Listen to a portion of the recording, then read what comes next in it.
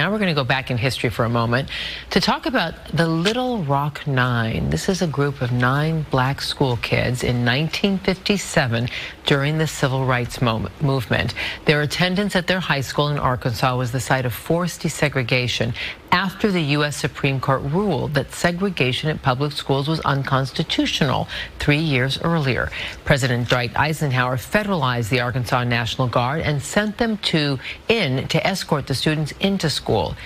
It was a pivotal moment in our history, and our Serena Sandoval shows us how this group influenced one politician right here at home. Serena? This is a picture of Jefferson Thomas. He was part of the Little Rock Nine back in the 50s. I'm Serena Sandoval in Sacramento, and I'll tell you why this picture means so much to one LA legislator. Someone took a picture. This picture is the reason why Assembly Member Reggie Jones-Sawyer shows up to work at the Capitol each day. This is the pole that they came and got my uncle at, and these are the crowds in the background. His uncle, Jefferson Thomas, was part of the Little Rock Nine. 9 students who faced violent mobs in their fight to integrate an all-white high school in 1957. Every day, somebody would either kick him, spit on him, do some of the worst racially damaging things you could possibly do to a human being.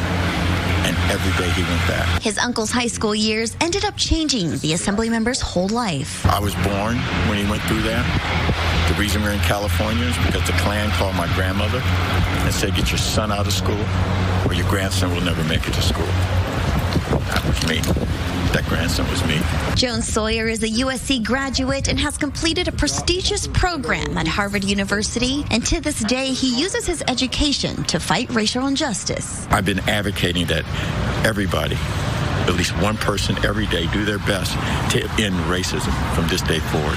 He's chair of public safety and has been working on criminal justice reform since 2012. The assembly member says he was destined to do this work. And after the death of George Floyd, he says he won't stop pushing until there's change. I was born in the civil rights movement, and I'm born for social change, and now maybe it's the time. Maybe this is why I'm here. My purpose is now all culminated right now with all my expertise to finally get racism out of the criminal justice system. He says now more than ever, at least one person needs to stand up to end racism, especially after what happened to Floyd. Like those cops in Minneapolis, if just one of them had just grabbed that law enforcement officer off of that man's neck, we wouldn't be where we are right now. Jones-Sawyer stays inspired by his uncle, Jefferson Thomas, one person who took a stand for his own rights. Wow, thank you so much for that piece, Serena. The Civil Rights Act of 1957 was signed into law by President Eisenhower, aimed to provide federal protection for African-American voting rights. While it had limited impact on voter participation, the act did establish the U.S. Commission on Civil Rights and the Department of Justice Civil Rights Division. Congress later passed a far more effective Civil Rights Act of 1964 and Voting Rights Act of 1965.